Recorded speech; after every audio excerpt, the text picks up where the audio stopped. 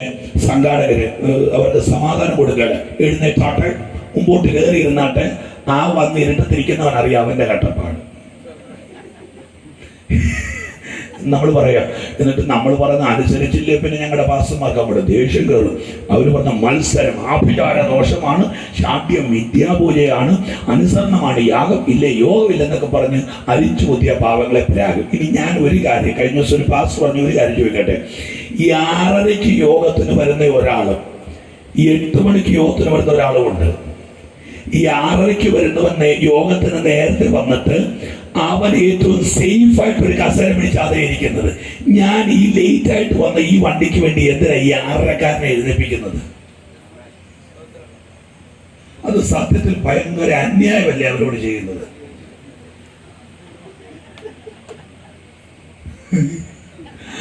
നല്ലൊരു ഹല്ലേലൂയ പറഞ്ഞാണ്.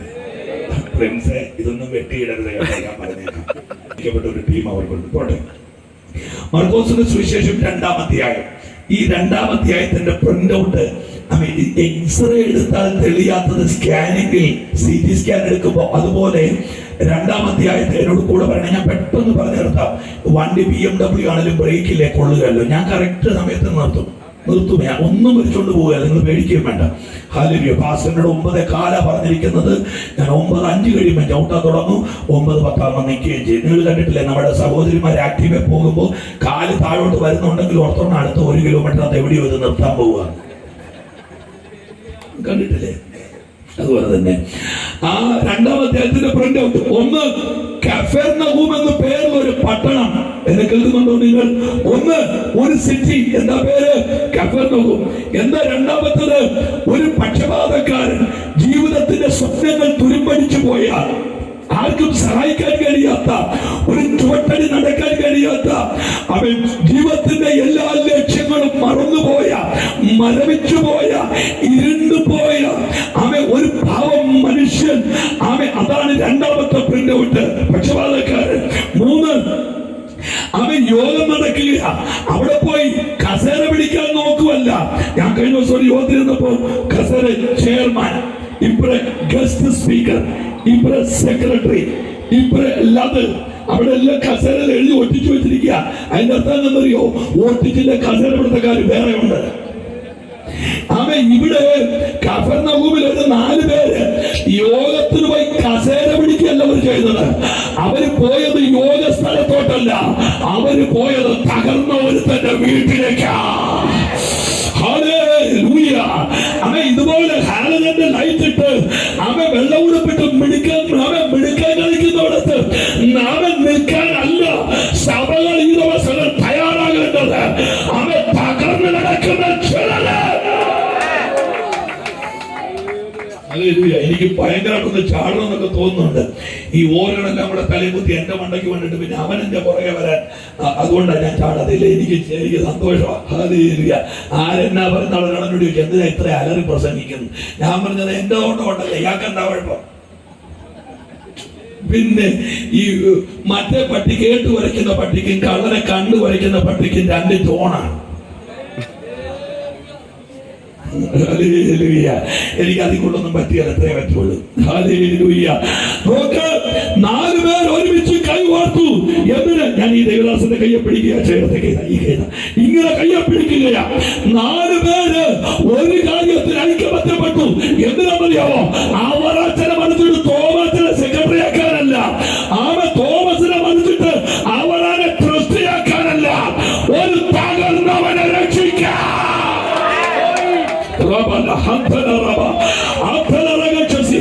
4 പേര് ഒരുമിച്ച് കൈവാർത്തു. യേശുവിന്റെ നാമത്തിൽ സഭയുടെ അകത്ത് ഐക്യതയിൽ വരട്ടെ.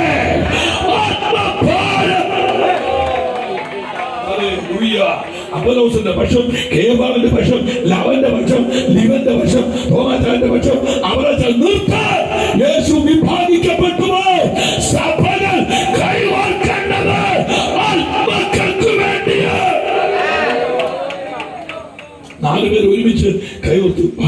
നമുക്ക് ആ തകർന്നവന്റെ വീട് വരെ പോകാം. അടുത്ത പ്രിന്റ് ഔട്ട്, അടുത്ത പ്രിന്റ് വരിക, ഫോട്ടോസ്റ്റാറ്റ് വരിക. ആമേൻ. ഒരു മനുഷ്യന്റെ മാനസാന്തരത്തിനു വേണ്ടി സ്വന്തം വീട് പൊളിച്ചോളാൻ പറഞ്ഞ ഒരു വീട്ടുടമസ്ഥൻ. ഈ കൈവെക്കുമ്പോ നിങ്ങൾ ഓർത്തോണം, 13-12 വയസ്സുള്ള പിള്ളേർ അപ്പുറത്തെ പറമ്പിൽ ക്രിക്കറ്റ് കളിച്ചിട്ട് ഒരു ബോള് പറമ്പിൽ വീണതിന്റെ പേരിൽ റബ്ബർ പന്ത് വെട്ടിക്കേറിയ പാർട്ടികളൊക്കെ ഉണ്ട് ഇതിനകത്ത്. എന്നെ കുശുമ്പ് പിടിച്ച ആളുകളുണ്ടെന്ന് അറിയോ? 10,000 വീടിന്റെ ചില്ല് പൊട്ടിച്ചാൽ നിങ്ങൾ ഈ പരിവായത്. പുറത്തെ പറമ്പിൽ 3 പിള്ളേരെ മടലും കൊണ്ട് റബ്ബർ പന്ത് തട്ടിയപ്പോ എന്റെ പറമ്പിൽ വീണെന്ന് പറഞ്ഞ് റബ്ബർ പന്ത് തേങ്ങ പൊട്ടിക്കാൻ അറിയാൻ മേലാത്ത അമ്മമ്മ ഒറ്റ വീട്ടിനാ റബ്ബർ പന്ത് പൊട്ടിച്ചത്. പിന്നല്ലാതെ നിങ്ങൾ പറഞ്ഞപ്പോ നിങ്ങൾ ആ ദൂതെ ഉരി വെച്ചിട്ട് കയറുന്നുണ്ട്, അതുകൊണ്ടാണ് നിങ്ങൾ വല്ലാതിരിക്കുന്നത്. എനിക്ക് അന്നേരം മനസ്സിലായി. പിന്നെ എനിക്ക് അതിനൊക്കെ ഉള്ള കൃപയുണ്ട്. ഒരു പാപി മാനസാന്തരപ്പെടുന്നോ, ഒരു രോഗി സൗഖ്യമാകുന്നു, അവന്റെ കുടുംബം, എന്റെ ബ്രദറെ, എന്റെ വീട് പോട്ടെ. ഞാനൊരിക്കലും വീട്ടിൽ ചെന്നേച്ച് ചുമ്മാ ഈ സൗഹൃദ സംഭാഷണം നടക്കുക ഞാൻ ചോദിച്ചു, ചർച്ചിലെ പ്രെയർ നടക്കാറില്ല? ആ വീട്ടുകാരൻ പറഞ്ഞു, പക്ഷേ ചർച്ചിലെ പ്രെയർ ഞങ്ങളുടെ പഴയ വീടായിരുന്നപ്പോ സ്ഥിരം വെച്ചുകൊണ്ടിരുന്നതാ. ഇപ്പൊ ഈ പുതിയ വീട് വെച്ച പിന്നെ 2 വർഷമായി പ്രാർത്ഥന നടത്തിയിട്ട് ഞാൻ ചാലിനെ വെച്ച് ഇപ്പൊ സൗകര്യം കൂടും. അന്നേരം പറഞ്ഞു, ആ കിടക്കുന്ന സോഫ 1.5 ലക്ഷത്തിന്റെയാ, സകല പിള്ളേർ മുള്ളുവന്നു. ഞാനിനി ഒരു വാക്ക് പറയാതെ പറ്റാന്നറിയാം, എങ്കിലും നിങ്ങളോട് ക്ഷമിച്ചേക്കണം. സാത്താൻ തലമുള്ളിയെ കുഴപ്പമില്ല, പിള്ളേർ തെറ്റിയ മുള്ളിയാലാ കുഴപ്പം. ഞാൻ നേരത്തെ അപ്പീൽ എടുത്താച്ചാ പറഞ്ഞു കേട്ടോ, പാസ്സാത്തത് പറഞ്ഞിട്ട് നാളെ പറഞ്ഞേക്കരുത്. അവിടെ വേറെ എന്നാ പറയാനാ? പിശാച് പെരക്കകത്ത് കയറി താണ്ഡവ നൃത്തമായിട്ട് പ്രോബ്ലം ഇല്ല. അവന്റെ 1.25 ലക്ഷം രൂപയുടെ ഒരു സെറ്റി. ഹല്ലേലൂയ. നിങ്ങൾ എത്ര പേര് ആമേൻ പറയുന്നുണ്ട്? ആമേൻ. വാഴയുടെ തൂഷണയുടെ തലയെ വെച്ചുകൊണ്ട് 4.5 കിലോമീറ്റർ നടന്ന് ചർച്ചിൽ പോയവരാ ഞങ്ങൾ. നിങ്ങൾക്കറിയാമോ, സുഭാഷ് പാസ്റ്റർ കുറെ യാത്ര ചെയ്തിട്ടുണ്ട്. By the grace of God കുറെ രാജ്യങ്ങളിൽ പോയിട്ടുണ്ട്. ഇന്ന് ഞാൻ ആമേൻ ഈ ഉടുപ്പിങ്ങനെ പുറത്തുകൊണ്ട് നടക്കുന്നവരെ എനിക്ക് ഇൻഷർട്ട് ചെയ്യാൻ അറിയാൻ പറഞ്ഞിട്ടല്ല, കോട്ട് എന്റെ ദേഹത്ത് കയറി എനിക്ക് ചൊറിയുന്നത് കൊണ്ടല്ല, എന്റെ പഴയ കാലത്തെ ചില ഓർമ്മകളുണ്ട്. ഇതുപോലെ ഒരു ഉടുപ്പിനകത്ത് എന്റെ ബൈബിളും സൺഡേ സ്കൂളിന്റെ പുസ്തകവും കൂടെ അവൻ ഇങ്ങനെ വയറിനകത്തോട്ട് ചേർത്ത് വെച്ചു 4.5 കിലോമീറ്റർ ഞാനും എന്റെ പെങ്ങന്മാരും കൂടെ വാഴയുടെ തൂഷണ തല വെച്ചോണ്ട് കുമരക ചന്തക്കവല നടന്ന് കവണാത്തിങ്ങിലുള്ള ഞങ്ങളുടെ ചർച്ചിലോട്ട് പോകുമ്പോ ഉടുപ്പിന്റെ ബട്ടൺ കഴിച്ച ആരെ അപമാനിക്കുന്ന കുറെ അവന്മാര് കടകൾ തിടാൻ വെച്ച് പറയാ, ആണോ റോട്ടിൽ കൂടെ 3 വാഴ പോകുന്നു. എന്റെ പെങ്ങള് എന്റെ മുതുകത്ത് ചൊറിഞ്ഞിട്ട് പറഞ്ഞു, നമ്മളോടാ. ഞാൻ പറഞ്ഞു, നമ്മളോടല്ല. അത് അവള് പറഞ്ഞല്ല, പുള്ളി നമുക്കിട്ടാ നോക്കുന്നത്. ഞാൻ പറഞ്ഞ നീ അങ്ങോട്ട് നോക്കിയിട്ടാ. അവള് പിന്നെ പറഞ്ഞു, അവരോട് എന്തെങ്കിലും തിരിച്ചു പറ, അവര് നമ്മളോടാ. ഞാൻ എന്റെ പെങ്ങളോടൊന്ന് പറഞ്ഞ വാക്കുണ്ട്, ഇനി വാഴ തൂഷണനെ കൊണ്ട് പോകുന്നവൻ അവൻ അതും പിടിച്ചോണ്ട് മറുപടി പറഞ്ഞാൽ ശരിയാകില്ല. കാറെ വരുമ്പോ പറയാ, കൈ ഉയർത്തി രാമൻ പറയാമോ? കാറെ വരുമ്പോ പറയാ, എന്റെ ദൈവം വിശ്വസ്തനാണ്. ആ കരമൊന്ന് ഉയർത്തി.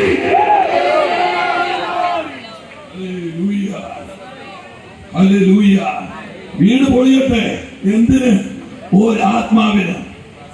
ഓ വീടും വയലും തോട്ടവുമെല്ലാം നേടുവാനുള്ള സമയമിതല്ല.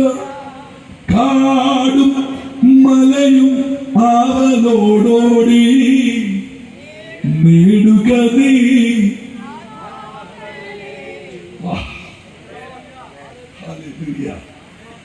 പോട്ടെ, സ്വന്തം വീട് പൊളിഞ്ഞോട്ടെ എന്ന് പറയുന്ന ഒരു വീട്ടുടമസ്ഥ. അടുത്ത പ്രിന്റ് പറയാം, വീടിനകത്ത് നിൽക്കുന്ന യേശു. അടുത്ത വാക്കൂടെ പറഞ്ഞിട്ട് ഗൗരവം പറഞ്ഞ് പ്രാർത്ഥിക്കാം. വിമർശിക്കുന്ന ശാസ്ത്രിമാർ ഇതൊക്കെ എല്ലായിടത്തും. Hallelujah, hallelujah. ദൈവത്തിന്റെ പ്രത്യേകത കേൾക്കണോ? തേറ്റപ്പലുള്ള സിംഹവും ഒന്നിനും കഴിവില്ലാത്ത മാനും കൂടെ ഒരു കാട്ടിലാണ് താമസിക്കുന്നത്. ഇതൊക്കെ ആരോടും പറയാം. ഇന്ന് വരെ ഏതെങ്കിലും ഒരു മാൻ വില്ലേജ് ഓഫീസിൽ കൊണ്ട് പരാതി കൊടുത്തിട്ടുണ്ടോ? സിംഹമുള്ളതുകൊണ്ട് എനിക്കിവിടെ നിൽക്കാൻ പറ്റുകയാണ്. ദൈവം വിശ്വസ്തനാതെ സിംഹമുള്ള കാട്ടിൽ മാനെയും പരിപാലിക്കാൻ ദൈവത്തിന് അറിയാവുന്ന. വിമർശിക്കുന്നവർ വിമർശിക്കട്ടെ, അതിന്റെ ഇടയ്ക്കുള്ള നീ കർത്താവിന്റെ വേല ചെയ്യേ. അവൻ എത്ര പേരെ കടമയർത്തി പറയുന്നു, അവൻ വിമർശിക്കട്ടെ. അതവരുടെ വിഷയം. ഞാൻ എപ്പോഴും പറയും, ഈ ക്രിസ്ത്യാനിറ്റിക്കകത്ത് ഒരു മാജിക്കുമില്ല. ഇതിനകത്ത് ആകെയുള്ളൊരു മാജിക്ക് വരുവാനുള്ള തേജസ് വിചാരിച്ചാൽ ഈ കാലത്തിലെ കഷ്ടങ്ങൾ എന്ന് പറഞ്ഞാൽ വരാൻ പോകുന്ന വിടുതലിനെ ഓർത്ത് ഇന്നത്തെ കഷ്ടങ്ങളെ അവഗണിക്കുന്ന ജീവിതത്തിന്റെ പേരാണ് ക്രിസ്ത്യാനിറ്റി. അതുമായി നമ്മൾ സന്തോഷം തരുന്നില്ല. നമ്മുടെ ക്രിസ്ത്യാനിറ്റി എന്ന് പറഞ്ഞാൽ അങ്ങാപ്പുറത്ത് വീട്ടിൽ അച്ഛൻ്റെ തലയിൽ തേങ്ങ വീഴണം, അയാളുടെ വണ്ടി മറിയണം, അയാളുടെ കാര്യം മൂന്നായിട്ട് പൊടിയണം, അപ്പോൾ ദൈവത്തിന് എന്നോട് സ്നേഹമുണ്ടെന്ന് എനിക്ക് മനസ്സിലാകും. അത് നിന്റെ തലയുടെ പ്രശ്നമാണ്. ഹല്ലേലൂയ. അയാളുടെ സന്തോഷത്തോടെ ഇരിക്കട്ടെന്ന്. അയാളുടെ ഇടയ്ക്ക് ഒന്ന് കണ്ണു വെച്ച് നോക്കുമ്പോഴേ നമുക്ക് ജീവിക്കാൻ ഒരു ധൈര്യം കിട്ടുന്നത്.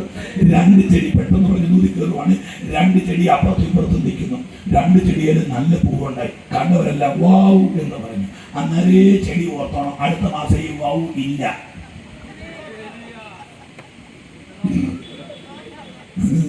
നിങ്ങളുടെ സ്വോത്രം ഇല്ലെങ്കിൽ ഒന്ന് ചിരിക്കും. അതെങ്കിലും വാവ് ചെടി വാവ് കേൾക്കുമ്പോൾ അങ്ങ് പോവും. ഹല്ലേലൂയ. പിറ്റേ മാസം ഇത് പോകുന്ന അവിടെ ഈ വൗവിന് വലിയ വില കൊടുക്കും. ആവശ്യമില്ലാത്ത വൗവിനെല്ലാം വില കൊടുത്തതായി പ്രശ്നം എല്ലാം ഉണ്ടായത്. 2 ചെടിയുടെ പൂ കൊഴിഞ്ഞു പോയി. ഒരു ചെടിക്ക് ഡിപ്രഷനായി, ഒരു ചെടിക്ക് ആൻസൈറ്റി ആയി, ഒരു ചെടി ഉണങ്ങാൻ തുടങ്ങി, ഒരു ചെടിക്ക് വിശപ്പില്ല, ഒരു ചെടി യോത്തിന് പോകില്ല, ഒരു ചെടി നിന്ന് കരയുമ്പോൾ മറ്റേ ചെടി നിന്ന് സന്തോഷിക്കുക. അപ്പോൾ ഒരാൾ ചെന്നിച്ച് ആ ഡിപ്രഷനുള്ള ചെടിയോട് ചോദിച്ചു, നിനക്ക് എന്താ പറ്റി? പൂ പോയി എന്ന് പറഞ്ഞു. അല്ല, മറ്റേ ചെടി നിന്റെ പൂ പോയല്ലോ, നിനക്ക് എന്താ ടെൻഷൻ ഇല്ലാത്ത? ആ ചെടി പറഞ്ഞ് കേൾക്കണോ, ഞാൻ പോയ പൂവിനെ കുറിച്ച് കറിയല്ല, അടുത്ത പൂ ഉണ്ടാക്കാനുള്ള തിരക്കിലാണ്. ഹല്ലേലൂയ. ചിന്തകളെ വഴിതിരിച്ചു വിടുക. യേശു വരാനായി. മനസ്സിനെ വഴിതിരിച്ചു വിട്. പോട്ടെ.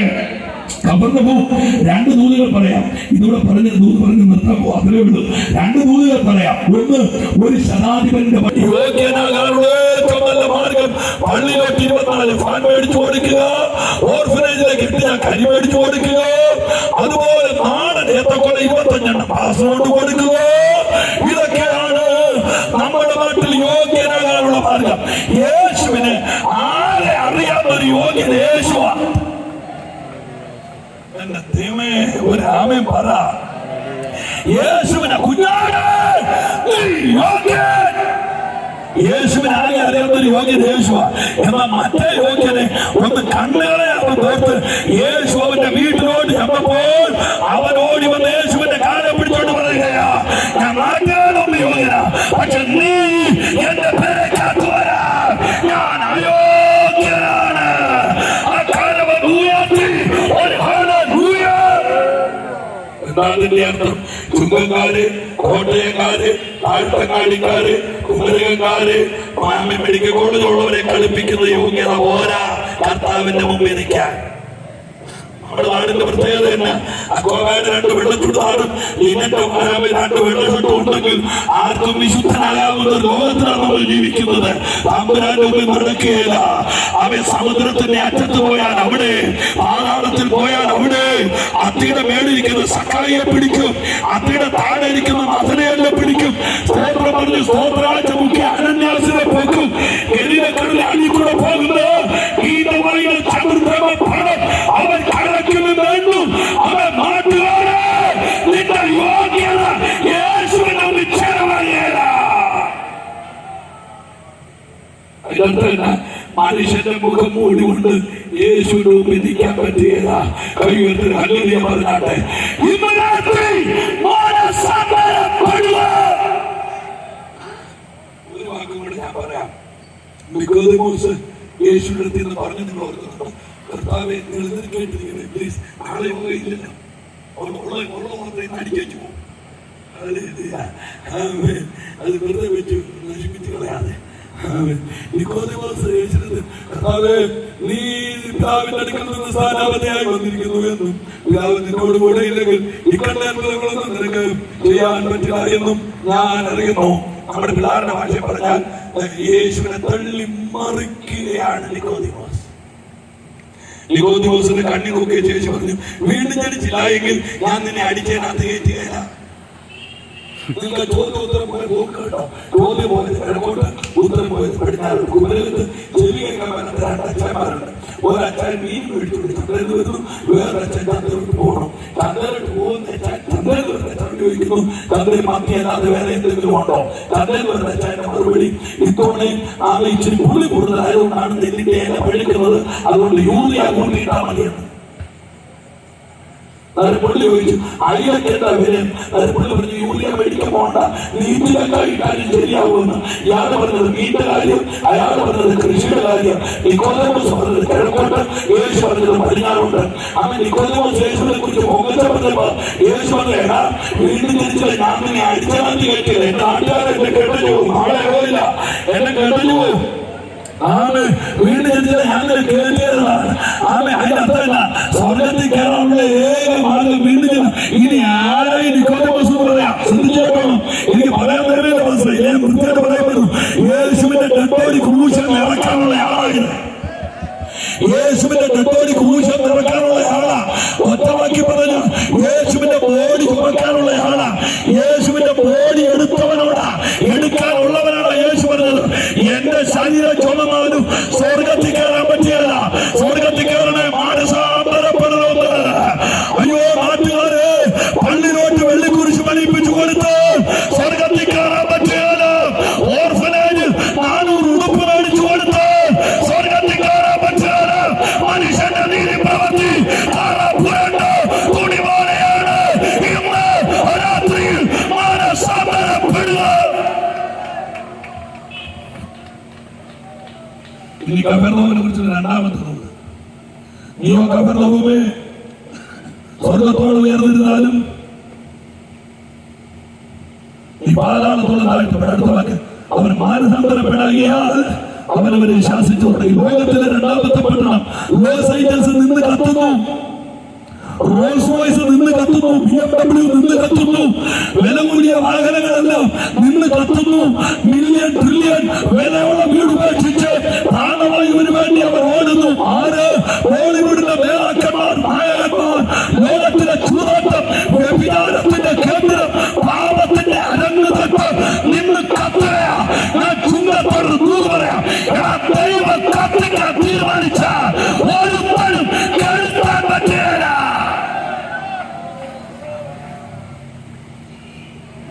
എന്താ കഫർനഹൂം? മാനസാന്തരമില്ല.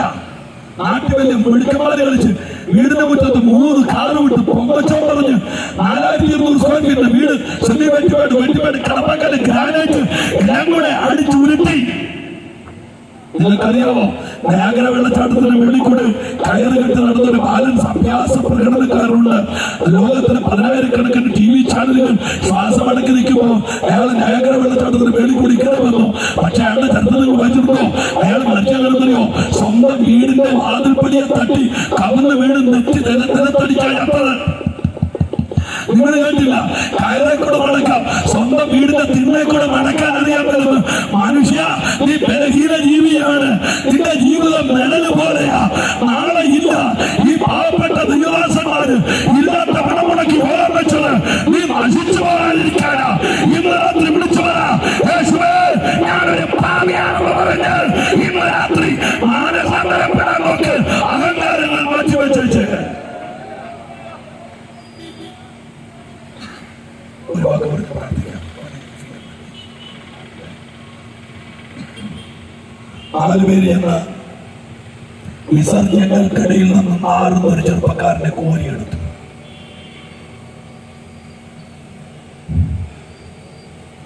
ഞാൻ പെട്ടെന്ന് നിർത്താവേ. ഒരു തലമുറ ഒരു വീടിന്റെ സ്വപ്നമല്ല. എനിക്ക് 2 മക്കളുണ്ട്. നിങ്ങൾ ഓർക്കുന്നില്ലേ? ഏതോ ഹോസ്പിറ്റലിന്റെ ലേബർ റൂമിന്റെ വാതിക്കൽ ഒരു സ്റ്റെറിലൈസ്ഡ് വെള്ളട്ടിറക്കിക്കകത്ത് ഈ കുഞ്ഞു പോലത്തെ ഒരു കൊച്ചിനെ നേഴ്സ് പൊതിഞ്ഞുകൊണ്ട് കാണിച്ചു. ഓർക്കുന്നില്ലേ? കരയാൻ പിച്ചൗട്ടി കരയുന്ന ഒരു കൊച്ചിനെ. ചോരത്തൊടുത്ത് നിൽക്കുന്ന തൂക്കം 2 കിലോ 800, 3 കിലോ 300, 1 800, 1 850. 2 കിലോ തൂക്കത്തിനകത്ത് 2 കോടി സ്വപ്നങ്ങളാണ്. അതാണ് ബാന്ധവം. എന്റെ മോൾ പഠിക്കുന്ന വേറൊരു രാജ്യത്താണ്. അവളെ എയർപോർട്ടിൽ കൊണ്ട് വിട്ടിട്ട് ഒരാഴ്ച ഞാനും എന്റെ ഭാര്യയും കൂടെ കഴിഞ്ഞു.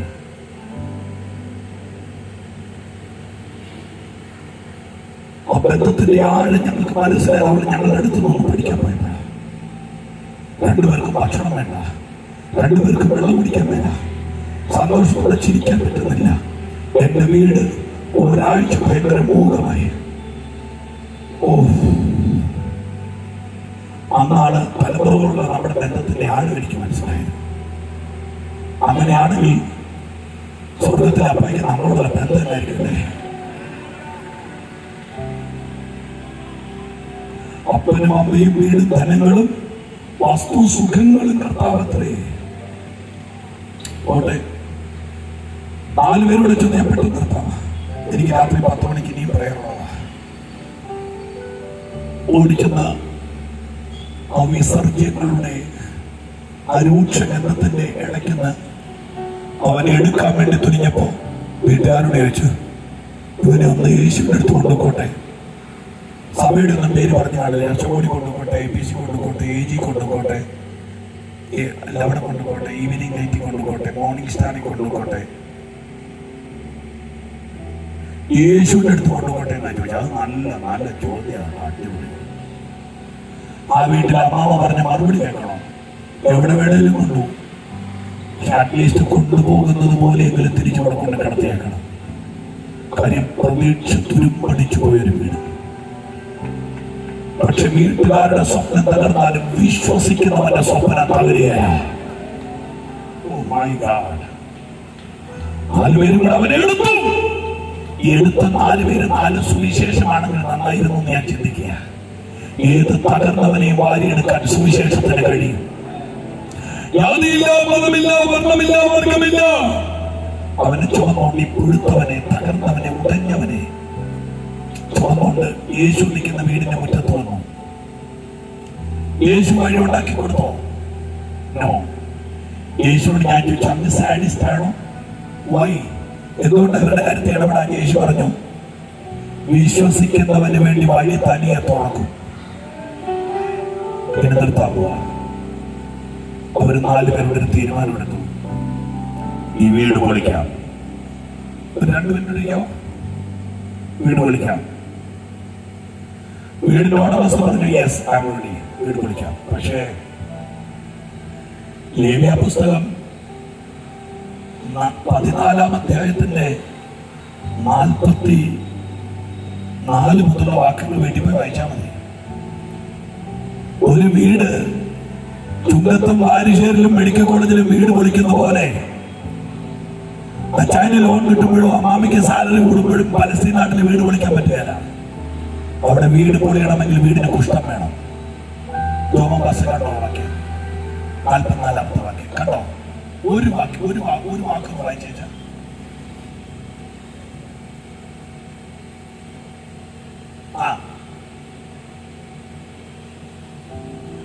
വടു വീട്ടിൽ പരന്നിരുന്നാൽ അത് വീടിനുണ്ടാകുന്ന കുഷ്ഠം. ഇതുപോലെ വീടിന്റെ ഭിത്തിയിൽ ഒരു വടു കണ്ടാൽ വീട്ടിലെ കമ്പിപ്പാലെടുത്ത് കുത്തിപ്പൊളിക്കരുത്. പുരോഹിതനോട് പറയണം.